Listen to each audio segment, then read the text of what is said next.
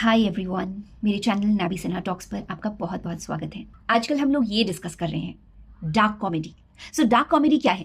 दूसरे की मिजरी पर हंसना, जोक्स बनाना और उसे नॉर्मलाइज करना ही डार्क कॉमेडी है। Painful serious situations like death, trauma, crime scene, rapes को कैजुअल फनी जोक्स के रूप में ट्रिवियलाइज करना, और serious sensitive relations like parents, भाई बहन, ऐसे रिश्तों को डिग्रेड करना, सेक्सुअलाइज करना, उनका मजाक बनाना, जोक्स बनाना, यही डार्क कॉमेडी है। डार्क कॉमेडी के बहुत फैंस हैं इंडिया में, और ये इन लोगों की पॉपुलैरिटी, फॉलोअर्स देखकर ही पता चल जाता है। और सिर्फ इनकी बात नहीं है, इंडिया में बहुत सारे ऐसे डार्क कॉमेडी कंटेंट क्रिएटर्स हैं जिनके मिलियंस में फॉलोअर्स हैं। अब जो लोग डार्क कॉमेडी को पसंद करते हैं, उनका कहना है कि ये एक थेरेपी की तरह है। After a busy day, a very stressful day, they come back home and this is like a stress buster for them. वो थोड़ी देर हंस लेते हैं, मजे कर लेते हैं जोक्स पे, रिलेटेबल जोक्स, और उनको बहुत मजा आता है, तो उनका स्ट्रेस रिलीज हो जाता है।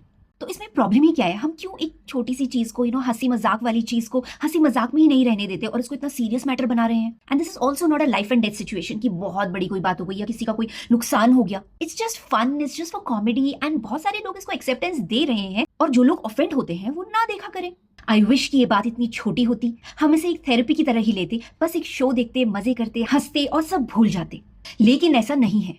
डार्क ह्यूमर अक्सर उन टॉपिक्स पर होता है जिन पर हम कल तक बात भी नहीं करते थे। या तो वो कोई डर है या बहुत सेंसिटिव टॉपिक या रिश्ता, जैसे कि कोई पास्ट ट्रॉमा, किसी की डेथ, किसी का एक्सीडेंट, किसी का असॉल्ट, गरीबी, फेलियर, डिसेबिलिटी, बीमारी, भूखमरी, महामारी, कुछ भी हो सकता है। डार्क कॉमेडी में हम उस सिचुएशन को जोक बना देते हैं, और ऐसा करने से हमें वो सिचुएशन हल्की लगने लगती है। अब हमें डर नहीं लगता उसके बारे में सोचकर, बल्कि फनी लगने लगता है। जैसे अगर मान लेते हैं कि मेरा कभी ब्रेकअप हो गया था, उस वक्त तो वो मेरे लिए बहुत पेनफुल रहा होगा, हो सकता है लाइफ थ्रेटनिंग भी रहा हो, लेकिन आज मैं उसका जोक बना देती हूँ, और ये मेरे लिए एक कोपिंग मैकेनिज्म बन गया। अब यहाँ मैंने अपना एग्जाम्पल दिया है, यही जोक किसी और पर भी बन सकता है, और उसके हार्ट ब्रेक पर ही नहीं, उसके रिलीजन पे, माँ बाप पे, उसकी डिसेबिलिटी पे भी बन सकता है। डार्क कॉमेडी अपने से ज्यादा दूसरों पर की जाती है। दूसरे की कमी, दूसरे का सफरिंग, दूसरे का pain, heart breaks, failures, even accidents, even deaths. ये डेफिनेटली हमें एक एस्केप रूट तो देता है, but at someone else's cost. दूसरों के ऊपर हंस के, अश्लील भद्दे जोक्स बना के, लोगों को बुली करके, ऑफेंड करके हमें हंसी आ रही है, हमारा स्ट्रेस रिलीज हो रहा है। लेकिन बात यहां खत्म नहीं होती। स्टेप 2, डार्क कॉमेडी आज भले ही हमारा स्ट्रेस रिलीज कर रहा है, लेकिन एज अ सोसाइटी धीरे धीरे हमें डिसेंसिटाइज करता जा रहा है हर उस फीलिंग, सिचुएशन या रिश्ते से जो पहले हमारे लिए बहुत मायने रखते थे। In a way we become laughing zombies, जो किसी भी बात पर हंस सकते हैं, सब कुछ फनी है उनके लिए। और जब जोक्स फनी नहीं बन पा रहे तो एक दो गाली दे दो, बहुत फनी लगेगा। और यही रीजन है कि अब लोग गैंग रेप जैसे भयंकर क्राइम्स पर भी गधों वाले मीम्स बनाकर बाद में बोलते हैं कि अरे मैंने क्या गलत बोला, ये तो जोक था। लोगों को ना जोक भी समझ में नहीं आता। इंटरनेट पर हम जितनी बुलिंग देखते हैं, हजारों कमेंट्स में लोग किसी की डिसेबिलिटी, किसी की सफरिंग या लुक्स के ऊपर जोक्स बनाकर खुद को कूल समझते हैं। स्टेज नंबर 3, डार्क कॉमेडी जो लोग करते हैं वो लोग खुद अपनी लाइफ से कितने डिस्कनेक्टेड होंगे। सोचो, कितनी लो सेंसिटिविटी रखते होंगे वो लोग कि दर्द में दर्द फील नहीं कर पा रहे। किसी को चोट लगी तो उन्हें हंसी आ रही है, कोई सफर कर रहा है तो उन्हें मजा आ रहा है। इतना कि उन्होंने पब्लिकली स्टेज पर खड़े होकर जोक्स बना दिए उस पर। और यहां से जन्म होता है डार्क मोटिवेशन का। ब्रूटल बुलिंग केसेस देखे होंगे आपने, जहां एक बच्चा अपनी जान दे देता है बुलिंग के चलते। गैंग बना के मारना, रेप्स, असॉल्ट्स, विक्टिम के वीडियोस बनाना। Going back to the previous point, किसी की सफरिंग में, किसी के ट्रॉमा में ना सिर्फ डिसेंसिटाइज होना, बल्कि हंसना, खुश होना, मजे करना। We could do better as human beings. Step number 4, dark comedy कई बार डार्क साइकोलॉजी यानी डार्क इनर टेंडेंसीज को सामने लाती है। इस बात को शायद आप ऐसे समझोगे कि इतना आसान नहीं है किसी की मौत का मजाक उड़ा पाना। जहां तक मैं समझती हूं, अंदर से बहुत खोखला बनना पड़ता है समाज में ऐसे जहर छोड़ने के लिए। So as per my understanding, this should definitely be called out and penalized. But इतना भी नहीं कि आप किसी की जिंदगी भर की मेहनत को बर्बाद करने में जुट जाओ और उसे फांसी की सजा दिलाने की बात करो। I mean, ओवर रिएक्शन की भी एक लिमिट होती है। प्रोटेस्ट करो, क्वेश्चन करो, पेनलाइज भी करो, लेकिन ये बोलना कहां तक जस्टिफाइड है कि लेडीज एंड जेंटलमैन, इन लोगों को बॉयकॉट करो, मार दो, काट दो, जला दो, इन्हें फांसी दे दो, इन्हें बॉयकॉट करो, इनका काम धंधा बंद करवा दो। Too much drama, too much over reaction. जहां दिन के 90 रेप्स रिपोर्ट होते हैं, जहां कोई औरत, कोई बच्ची, कोई बूढ़ी, कोई अम्मा, कोई दादी, कोई सेफ नहीं है, एक जानवर तक सेफ नहीं है, एक 4 साल की बच्ची तक सेफ नहीं है। जहां more than 90% of the rape cases pending पड़े हुए हैं, जहां हर रोज यूं लड़कियां मर रही हैं, इतने केसेस आ रहे हैं। World wide death of women by their own husbands and partners की अगर बात करें तो एवरी 10.5 मिनट्स एक लड़की मारी जाती है अपने ही परिवार वालों, अपने हस्बैंड या बॉयफ्रेंड या उसी के परिवार वालों के द्वारा। जहां 4,45,000 क्राइम्स अगेंस्ट वुमेन के केसेस हैं, जिसमें से 1,40,000 वो क्राइम्स हैं जो एक वुमेन के खुद के हस्बैंड या बॉयफ्रेंड या उसी के परिवार वालों ने किए होते हैं। जहां एक रेप विक्टिम के लिए आवाज उठाने गई लड़कियों का ही रेप हो जाता है। जहां दिन के 90 रेप्स रिपोर्ट होते हैं और मुश्किल से एक को भी इंसाफ नहीं मिलता। जहां एक 4 साल की बच्ची का एक 45 साल का आदमी रेप करके मर्डर कर देता है। जहां जानवर तक सेफ नहीं है, 6 महीने की बच्ची भी सेफ नहीं है। जहां हर 6 महीने में कैंडल्स लेकर लोग निकल पड़ते हैं रास्तों पर किसी ना किसी विक्टिम के लिए आवाज उठाने, लेकिन होता कुछ नहीं है। जहां एक औरत जिंदा जला दी जाती है क्योंकि उसने बैक टू बैक 3 बेटियां पैदा करी। जहां एक आदमी अपनी 7 महीने प्रेग्नेंट बीवी के पेट पर बैठकर उसका मर्डर कर देता है और उसका अजन्मा बच्चा बाहर निकल आता है और उन दोनों को जला देता है। जहां दिन दहाड़े लड़कियों का रेप होता है, उनके वीडियो सेल होते हैं, वहां हम मोर्चा निकालते हैं कि ये 3-4 कॉमेडियंस ने कुछ गलत जोक मार दिया, हम ऑफेंड हो गए। I mean, this is definitely a problem. This should be addressed. This should be questioned. But what about people dying? What about all the brutal killings? Shouldn't they become national news? Shouldn't we worry about those victims and their families? Shouldn't we question those criminals? Shouldn't we fight for the crimes against women and children? वहीं on the other hand बात करते हैं OTT की। So OTT पे, alt Balaji पे जो दिखाया जाता है उससे इंडियंस के ब्रेन्स को कितना नरिशमेंट मिलता है।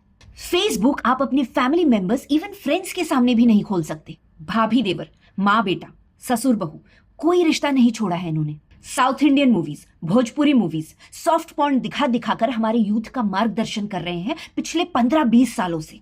लेकिन आपने कभी इन प्लेटफॉर्म्स के लिए इतना आउटरीच देखा? कभी सड़कों पर लोग आए? कभी इनके घर पुलिस या 2.5 करोड़ का फाइन लगाने का बिल सबमिट हुआ?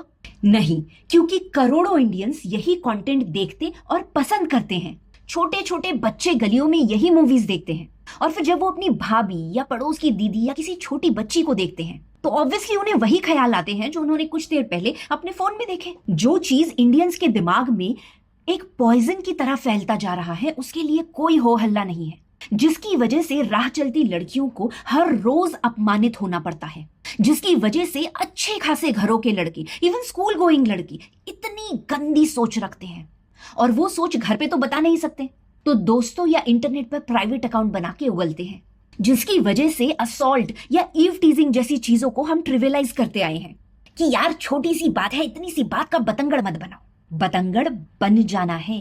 यही लोग आगे चल के रेप्स करेंगे अपने ही घरों में और हो भी रहे हैं। हर रोज न्यूज पढ़ रहे हैं, ना पढ़ रहे हो तो बताओ। और फिर हम कौन से देश, संस्कार, संस्कृति, सभ्यता का घमंड करते रहते हैं बताओ हमें। और ये मोस्टली वही लोग होते हैं जिन्हें सबसे ज्यादा घमंड होता है अपने धर्म, जात, संस्कार, संस्कृति का। खूब बैनर लगाते हैं अपने प्रोफाइल पे। किताबों में जो भी लिखा हुआ है, रियल लाइफ में तो लड़के किसी भी लड़की का अपमान करने से पहले, उसे नाल बोलने से पहले 1 सेकेंड नहीं सोचते। And I have been creating content for so long, I have seen it कुछ नहीं तो थाउजेंड्स ऑफ टाइम्स। सो अभी मैं एक वीडियो देख रही थी, this was from Patna. So this girl वो बता रही थी कि कैसे रात को डिनर करने के बाद दे डिसाइडेड कि वो आइसक्रीम खाने के लिए बाहर जाते हैं। So she was with a male friend और वो लोग दोनों आइसक्रीम खाने के लिए आइसक्रीम पार्लर पहुंचते हैं। यहाँ पे there was already 7-8 guys were there, तो उनके आसपास ही थे वो लोग। एंड थोड़ी देर बाद this guy comes close to her, वो थोड़ा ज़्यादा नज़दीक हो गया तो इस लड़की ने उसको बोल दिया, पहले ही वो पास आ रहा था, थोड़ी देर बाद वो थोड़ा और नज़दीक आ गया। सो इस लड़की ने उसे बोल दिया कि भैया प्लीज़ थोड़ा साइड होके खड़े हो जाओ। ऐसा बोलने पर इस बंदे ने उसको इतनी गालियां दी, उसको आर है, तू ये है, तू वो है, तू ऐसी है, उसका पूरा कैरेक्टर असैसिनेशन कर डाला। And this girl was telling, I could feel it in her voice, she was not crying but I could feel it कि वो उसने क्या फील किया होगा उस वक्त। And this guy said so many evil things, so many bad things to her, and then the other guys who were there, वो लोग उसे स्टॉप नहीं कर रहे थे, वो लोग भी गाली देना शुरू हो गए एंड फिर वो रोड क्रॉस करने लगे और वहाँ से उन्होंने ऐसी ऐसी बातें कही that this girl was saying कि मैं इस वीडियो पे बता नहीं सकती कि उन्होंने क्या क्या बातें कही, सिर्फ इतना बोलने पर कि भैया थोड़ा साइड होके खड़े हो जाओ। और उन्होंने उसको इतनी गालियाँ दी, इतना कैरेक्टर असैसिनेशन किया, इतना अब्यूज़, इतना खराब कुछ बोला और बोलते रहे। मतलब लिटरली शी सेड कि अगर मैं एक फ्रेंड के साथ, स्पेशली एक मेल फ्रेंड के साथ नहीं होती तो शायद मैं घर वापस नहीं आ पाती। वो लोग इतने ज़्यादा अब्यूसिव हो गए और उस वक्त उसे कोई PCR वैन, पुलिस की कोई वैन नहीं मिली, कोई ऐसी हेल्प नहीं मिली and she was really traumatised. And this is not just Patna, we all know about it, this is everywhere in India. Almost every other day we news from somewhere in Karnataka, somewhere in Tamil Nadu, somewhere in Delhi, somewhere in Mumbai, somewhere in Bihar. It's everywhere. And that's not national news. Women are getting killed like joke. I mean the jokes, the bad jokes, whatever. Those are much bigger than a woman's life, than hundreds of women's lives. Women are getting killed, burnt alive, raped, brutalized, cut into pieces, thrown out. The cases are beyond imaginations. Even the unborn child, her unborn, even the pregnant woman, and there was this case where a pregnant woman thrown out of the train. The person tried to rape that pregnant woman, a 27-year-old tried to rape the pregnant woman, and when she resisted, this guy threw her out of a moving train. So अब तुम सोचो, the content that has become national news, the statements that has become national news, that is a paid form of content. Not everybody is able to watch that. But everything else that is readily available, freely available to the society, to our boys, to our girls, this alt palaji and OTT content and this beyond vulgarity, मतलब vulgarity भी छोटा word है, शायद उससे बड़ा कोई word होता तो वो ज़्यादा appropriate होता. All of that is freely, readily available everywhere, and not just our villages and small towns, but also in cities and everywhere. जो लोग अपने फोन में दिन रात माँ, बहन, बेटी, बहू ऐसे मूवीज देख रहे हैं, और ऐसा मत समझना कि थोड़े से ही हैं ऐसे लोग, कि अनपढ़ लोग होते होंगे या छोटी जगह के होते होंगे, किसी गांव देहात के होते होंगे, ऐसा नहीं है।